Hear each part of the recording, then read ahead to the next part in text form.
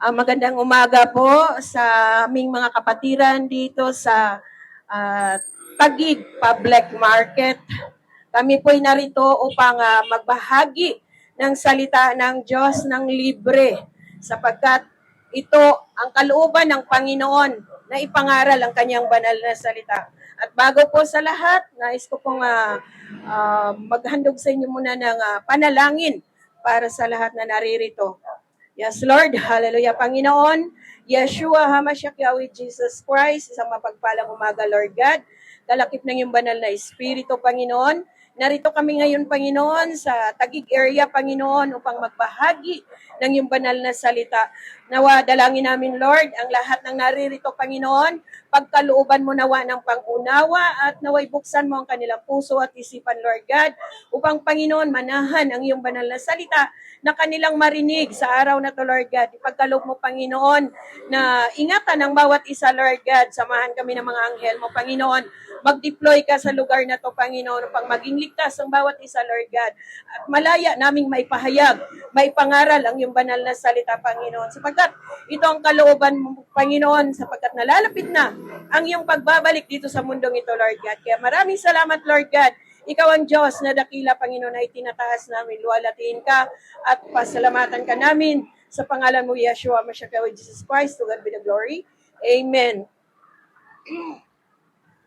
Mga kapatid, kami ay narito upang ipangaral ang salita ng Diyos sapagkat ayon sa Mateo chapter 10 nga, sinabi nga niya, humayo kayo at ipangaral, ibahagi ang aking banal na salita sapagkat ito ang kalooban ko para marami ang maligtas pa dito sa mundong ito. Ang sabi nga ng Panginoon, mapalad ang mga lumalapit sa akin at nakikinig sa kanyang banal na salita sapagkat makikita nila ang kaharian ko. Kaya nawa dalangin namin mga kapatid, pakinggan nyo ng sandali man lang ang salita ng Panginoon sapagkat ito lang ang kaligtasan ng bawat isa sa atin dito sa mundong ito. Walang ibang daan patungo sa kaharian ng Panginoon maliban lamang kay Jesus Christ na ibinigay sa atin ng ating Panginoong Diyos. Kaya mga kapatid, ang nais lamang ng Panginoon, sinabi niya dito sa Gawa chapter 3, na kaya nga magsisi na tayo sa ating mga kasalanan at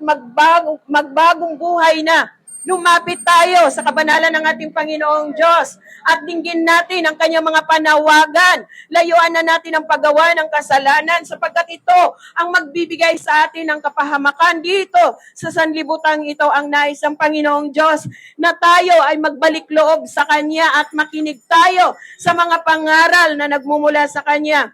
Sapagkat ang gusto ng Panginoon, tayo ay maligtas mula sa kasalanan. Dahil minsan na tayong niligtas ng Panginoong Diyos sa ating mga kasalanan. Sa pamamagitan ni Jesus Christ, tayo ay tinubos sa kanyang banal na dugo. Kaya nananawagan ang Panginoon sa oras na to, nawa buksan natin ang ating mga puso at isipan natin mga kapatid at dinggin natin ang panawagan ng ating Panginoong Diyos na tayo ay magbago na at magsisi na at manumbalik na sa Kanya. Sapagkat ayon sa Kanyang banal na salita, patatawarin ko ang magsisisi dahil ako ang Diyos na mahabagin at mapagpatawad. Kaya nawa dalangin namin mga kapatid, na suriin natin ang ating mga puso, ang ating mga isipan upang tayo ay magbalik loob sa ating Panginoon. Ang ating Panginoong Diyos ay isang Diyos na mahabagin at mapagpatawad, mapagmahal siya, mapangunawa siya. Kaya handa siyang tumanggap sa mga taong nagsisisi at magbalik loob sa ating Panginoon. Sabi nga dito, sa Hebrew, chapter 4, verse 15, alam ng Diyos ang ating mga kahinaan, mga kapatid. Kaya nauunawaan niya ang bawat kahinaan natin. Ngunit kung tayo ay suriin natin ang ating mga buhay kung saan tayo nagkulang para sa kabanalan ng ating Panginoong Diyos. Siya ay handang magpatawad sa bawat isa sa atin. Kaya wag natin bigyan ng pagkakataon ang kaaway natin na pasukin tayo upang tayo ay pangunahan dito sa mundong ito. Ngunit lagi nating pakatandaan ang bawat habilin sa atin ng Panginoon. Ang nais lamang niya ay patuloy tayo na makipagrelasyon at lumalapit sa ating Panginoong Diyos. Lagi nating pakatandaan na kahit ang Panginoon ay siya man din ay nakakaranas siya ng pang-aakit ng kaaway. Kaya nga bilang tao, alam niya at nauunawaan niya ang ating mga kahinaan. Kaya mga kapatid, nagsusumamo ang ating Panginoong Diyos. Napakinggan natin ang kanyang banal na salita at dinggin natin ito pagkat ito lamang ang tanging daan para sa ating mga kaligtasan. At layuan na natin ang paggawa ng sanlibutan na hindi kaaya-aya sa ating mga buhay na siyang magpapahamak sa bawat isa sa atin. Lagi nating alalahanin mga kapatid na ang ating Panginoon ayon sa Ecclesiastico chapter 18, ang nais lang ng Panginoon ay tayo'y magpapakumbaba at lumapit sa Kanya. Hindi niya nais na patuloy tayong maghimagsik at magmataas sa harapan ng ating Panginoong Diyos dahil walang nakakapasok sa Kanyang kaharian na patuloy na gumagawa ng kasalanan. Ang gusto ng Panginoong Diyos ay suriin natin ang ating mga buhay. Tingnan natin ang bawat pamumuhay natin kung naaayon pa ba sa kalooban ng Panginoon. Kaya nga mga kapatid, lagi lang nating unawain ang banal na salita ng Panginoong Diyos at huwag tayong makalimot na manalangin lagi sa ating Panginoong Diyos. Araw-araw nating ihiling sa Kanya at manghingi tayo ng tawad sa ating mga kasalanan. Kaya nga mga kapatid, lagi nating basahin ang banal na aklat ng ating Panginoong Diyos sapagkat dito nakasalalay ang bawat buhay natin. Tanging ito lamang ang daan upang tayo maligtas dito sa mundo. Lagi nating alalahanin na magulo na ang mundo ngayon. Nakikita na natin ang mga nangyayari ngayon sa iba't ibang lugar dito, iba't ibang bansa, na magulo na ang mundo. Kaya nga, ang gusto ng Panginoong Diyos, bago pa man mangyari ang lahat na gunawin niya ang mundong ito, magsisi na ang lahat at manumbalik tayo sa piling ng ating Panginoon. Lagi nating tatandaan, handang tumanggap ang Panginoon sa atin na tayo ay makapagsisi at lumapit sa Kanya at pagsisiyan na ang bawat maling likong ginagawa ng bawat isa sa atin. Mga kapatid, sapagkat kung ayaw natin magbago, lagi nating pakatandaan na ang Diyos ay may nakalaan din na parusa sa bawat isa. Sapagkat sinabi na niya yan sa Ipahayag, chapter 20, verse 15, na ang sinumang ayaw magbago at magpapatuloy sa paggawa ng kasalanan dito sa mundo, lalo na sa paggawa ng kahalayan, ay walang puwang para sa kanyang kaharian. Ang sabi niya doon sa Pahayag chapter 20 verse 15, ang magpapatuloy sa paggawa ng kasalanan ay itatapon sa dagat-dagatang apoy at hindi maisusulat ang pangalan sa buhay na aklat. Makakaranas ito ng parusa at mapapahamak ito sa dagat-dagatang apoy sa impyerno. Kaya nga mga kapatid, ang ating Panginoon ay patuloy na lumalapit at nagsusumamo sa ating mga buhay. Napakinggan natin ang bawat pahayag, ang bawat mensahe na ating marinig. Huwag na natin itong sayangin. Napakapalad natin na sa panahong ito, meron pang nagbabahagi ng salita ng Diyos. Dahil sa iba't ibang bansa ngayon mga kapatid, hindi na ito pinapahintulutan. Ngunit tayo, kaya nga, panghawakan na natin ito.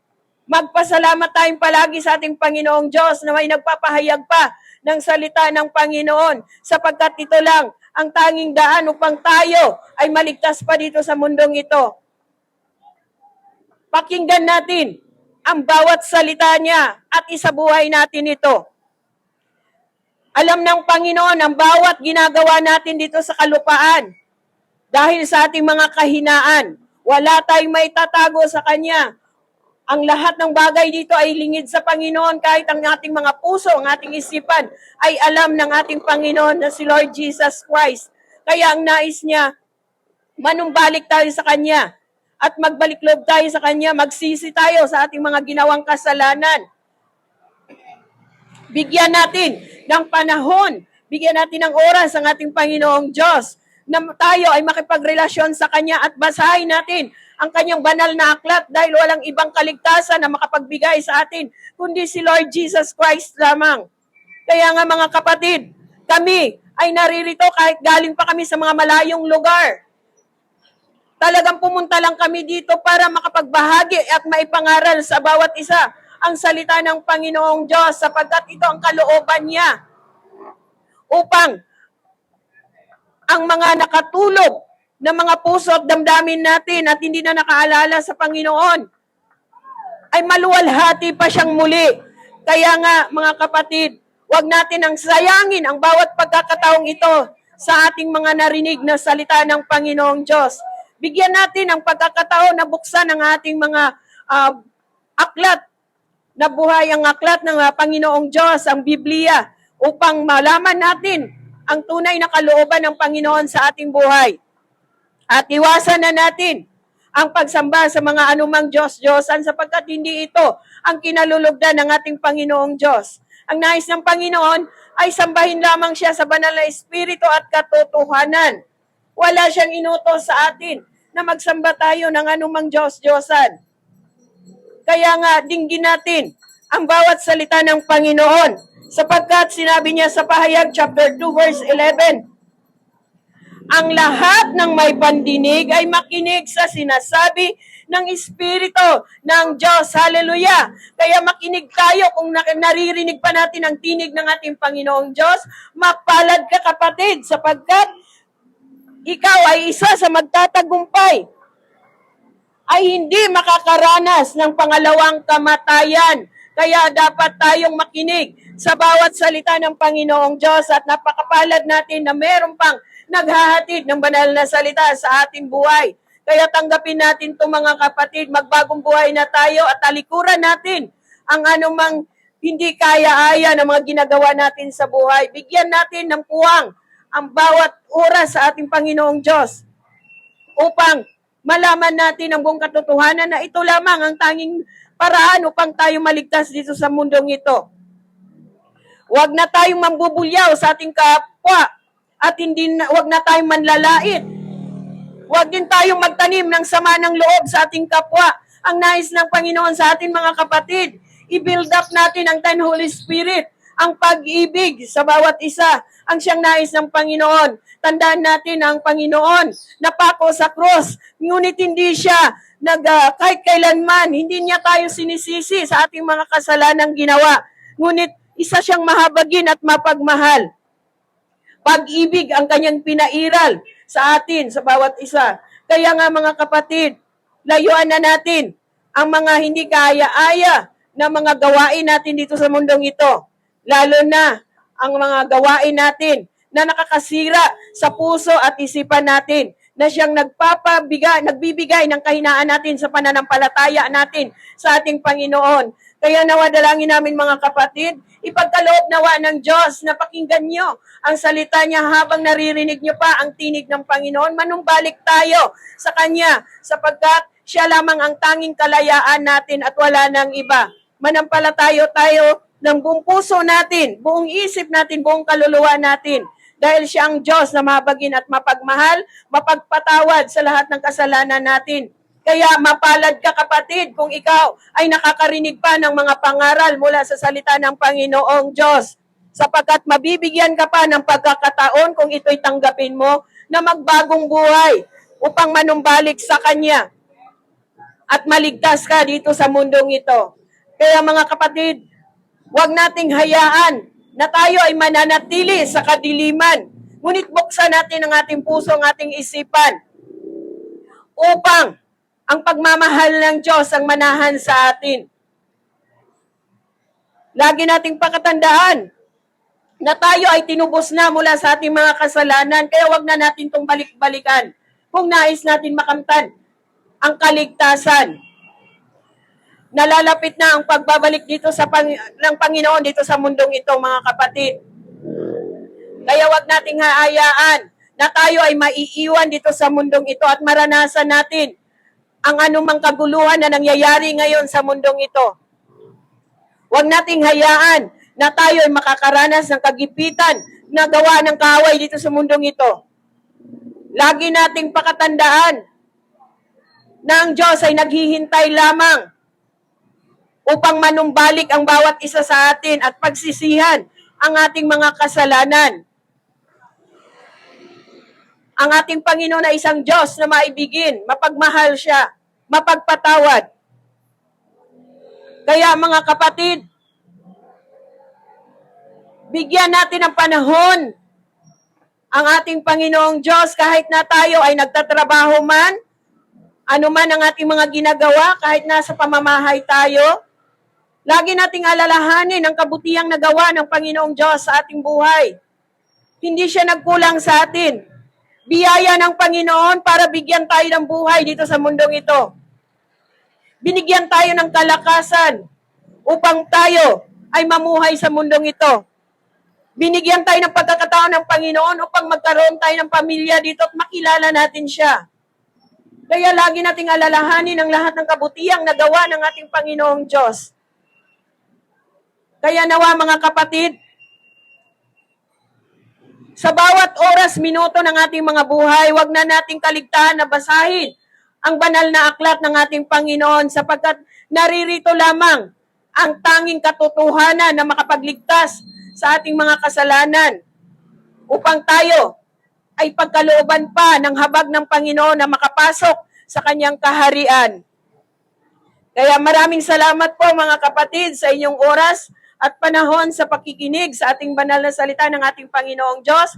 Nawa pagpalain ng lahat ng narito na nakikinig at nawa dalangin namin na patuloy lang tayo na makipagrelasyon sa ating Panginoong Diyos habang binigyan pa tayo ng buhay dito sa mundong ito. Kaya maraming salamat mga kapatid. To God be the glory. Amen.